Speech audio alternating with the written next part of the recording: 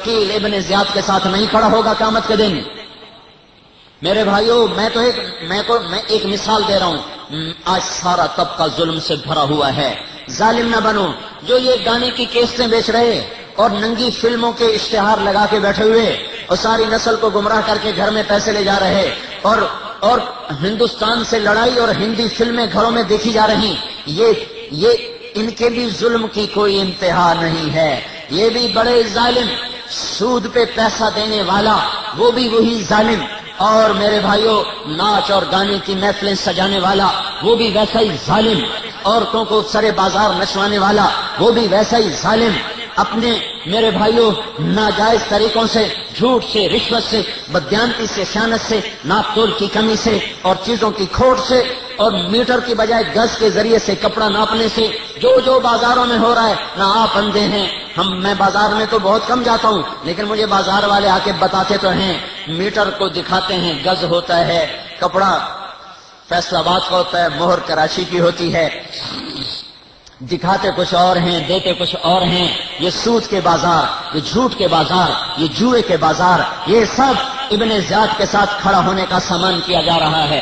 مظلوم ہو کے مر جاؤ، حسین کے ساتھ کھڑے کیے جاؤ گے۔ مظلوم ہونا کامیابی ہے، ظالم بننا ہلاکت ہے، بربادی ہے، تباہی ہے۔ کوئی بھائی وکیل بیٹھا ہو تو ناراض نہ ہو، ایک ہوتے عنوان آ گیا، آج کا تاجر بھی ویسا ہی ظالم ہے۔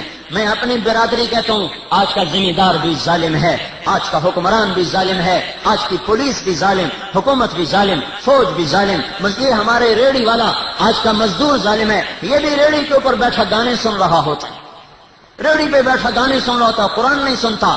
آج کا ریڑھی والا ظالم، آج کے دفتر میں بیٹھا ہوا ظالم، انہیں قرآن کے نغمے بھول گئے، جنہیں ہندوستانی اور پاکستانی سر تال میں نشہ آئے۔ میرے محترم بھائی اور دوستو، یہ حسین کے ماننے والے نہیں کہلا سکتے، یہ اللہ کے نبی کے ماننے والے نہیں کہلا سکتے۔ میں تھوڑا سا جذبات میں سخت الفاظ بول رہا ہوں، میں ساتھ ساتھ اس لیے معافی بھی مانگ رہا ہوں کہ آخر آدمی تنگ آ کے کبھی تو بہک جاتا ہے۔ جنوں میں بک رہا ہوں کیا پتہ نہیں میں کیا بک رہا ہوں، کاش کوئی سمجھے زباں میری۔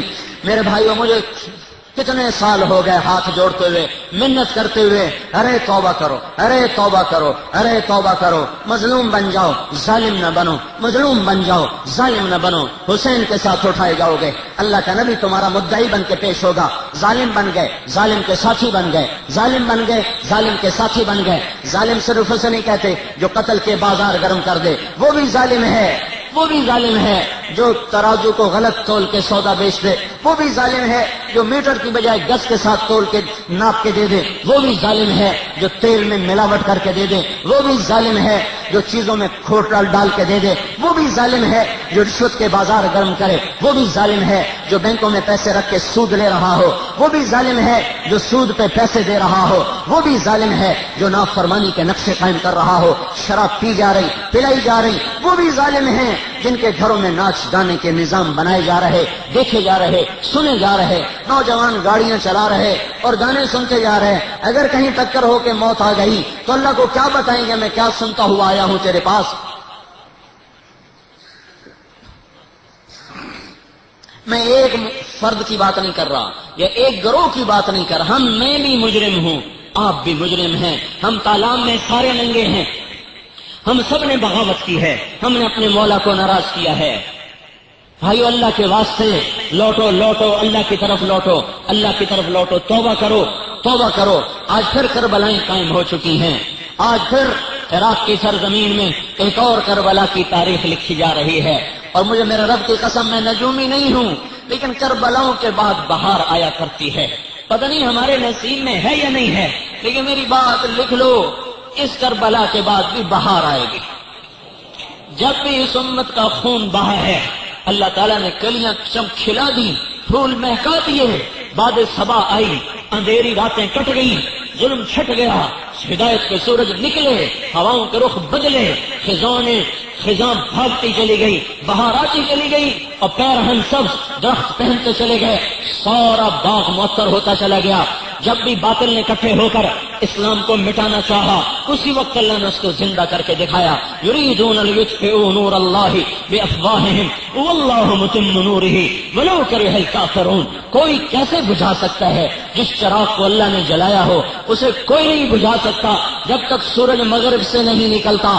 دنیا کی کوئی طاقت اسلام کو نہیں مٹا سکتی.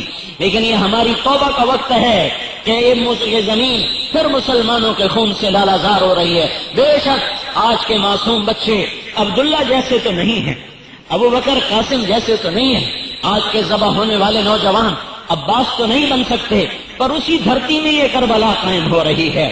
ہم اللہ سے دعا ضرور کریں گے کہ اللہ ان کا حشر انہی کے ساتھ کروا دے. جیسے کوئی معصوم، میں تو کل سے پرسوں سے دعا مانگ رہا ہوں، اللہ کوئی بچہ مرے حسین کے عبداللہ کو بھیج دے اس کا استقبال کرنے کی. کوئی ماں مرے اللہ فاطمہ کو بھیج دے اس کا استقبال کرنے کے لیے. کوئی باپ مرے اللہ حسین کو بھیج دے اس کا استقبال کرنے کے لیے. کوئی بھائی مرے اے اللہ عباس کو بھیج دے اس کے استقبال کے لیے. کوئی چچا زاد مرے اے اللہ اون کو بھیج دے، عبداللہ کو بھیج دے ان کے استقبال کے لیے. کوئی بوڑھا مرے، کوئی جوان مرے، کسی پر خنجر چلے اے اللہ ان مقدس روحوں کو تکلیف دے. اور آ کر آج کی کربلا میں، آج کی صحرا میں یا اللہ جو شہادت کے جوڑے سرخ پہن رہے اور جن کی گردنوں سے ٹپکنے والا خون آئندہ آنے والی نسلوں کے لیے تاریخ بن رہا ہے اور فصل بہار کے لیے وہ کھاد کا کام دے رہا ہے، اے اللہ ان کو بھیج دے، ان کا استقبال کریں. وہ تو ٹھیک ہے لیکن آپ بھی تو توبہ کرو. اب بھی پتلونے پہنتے ہوئے اب بھی پتلونے پہنتے ہو، اب بھی ٹانیاں گلے میں لٹکاتے ہو، اب بھی داڑیاں منڈاتے ہو، اب بھی شیو کرواتے ہو. ابھی بھی تمہیں ہوش نہیں آیا، ابھی بھی تمہاری آنکھیں نہیں کھلی، تمہارے کانوں کے پردے نہیں کھلے، تمہیں ابھی بھی دوست اور دشمن کی کوئی تمیز نہیں. اب بھی عورتیں پردہ نہ کریں اور کھلے بال لے کر بازار میں آ جائیں. یہ نسل اب بھی داڑیاں منڈائے، پتلونے پہنیاں لگائے، کوٹ پہنے اور انہی کی تہذیب میں عزت سمجھے. تو میں کس پتھر سے ٹکر ماروں، کس پتھر سے جل کو جا کر سناؤں؟ اگر یہ درد بھری بات میں پتھر کو سناتا وہ بھی روتا، اس کے بھی چیخ نکل جاتی. پر میرے سامنے پتہ نہیں کون سے پتھر بیٹھے ہوئے ہیں جنہیں اتنا کچھ امت کے ساتھ ہوا پھر بھی انہیں ہوش نہیں آئی.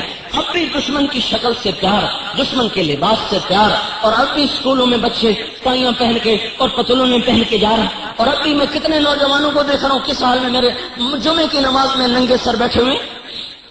اب بھی تمہیں کوئی نہیں سمجھ میں آیا کہ تمہارا محبوب کون ہے، تمہارا دشمن کون ہے.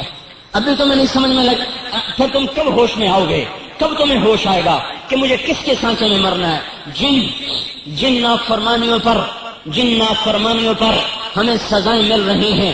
وہ نافرمانیاں فیصل آباد میں بھی ہو رہی ہیں، وہ لاہور میں بھی ہیں، وہ اسلام آباد میں بھی ہیں، وہ کراچی میں بھی ہیں، وہ ہر جگہ ہیں، وہ ہر جگہ ہیں. میرے بھائیو، جب کبھی اللہ خوش تھا، جب کبھی راضی تھا تو میدان ایسے نہیں گرم ہوا کرتے تھے، فرشتے آیا کرتے تھے، فضائیں بدل جاتی تھیں.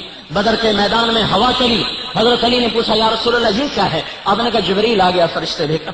پھر ہوا چلی، حضرت علی نے پوچھا یا رسول اللہ یہ کیا ہوا؟ آپ نے کہا میکائیل آ گیا فرشتے لے کر. ابابیل اللہ کی مر نہیں گئی، جبرائیل میکائیل کہیں چلے نہیں گئے.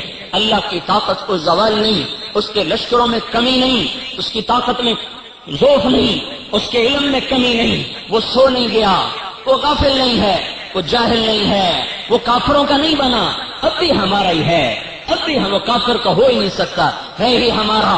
ماں باپ بھی تو بچوں کو پٹائی کرتے ہیں، ماں باپ بھی تو بچوں کو دھکے دے کر گھر سے باہر نکالتے ہیں، ماں باپ بھی تو بچوں پر لاٹھی اٹھاتے ہیں اور جوتا اٹھاتے ہیں. ماں ہی ہوتی ہے ماں جو مار مار مار کے بچے کی کمر لال کرتی ہے. اللہ اب بھی ہمارا ہے، پہلے بھی ہمارا تھا، پھر بھی ہمارا رہے گا. اس دھرتی میں کلمہ گو ہم ہیں، کافر نہیں ہیں میرے بھائیوں. لیکن اللہ پاک کو منانے والا مجمع نظر کوئی نہیں آتا، مجمع کوئی نہیں نظر آتا.